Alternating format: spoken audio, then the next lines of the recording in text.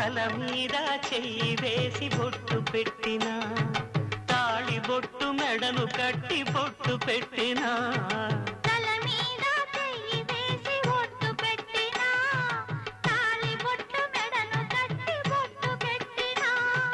సన్ని కళ్ళు తొక్కినా సప్తపదులు మెట్టినా సన్ని కళ్ళు తొక్కినా సప్తపదులు మెట్టినా మనసు మనసు కలపడమే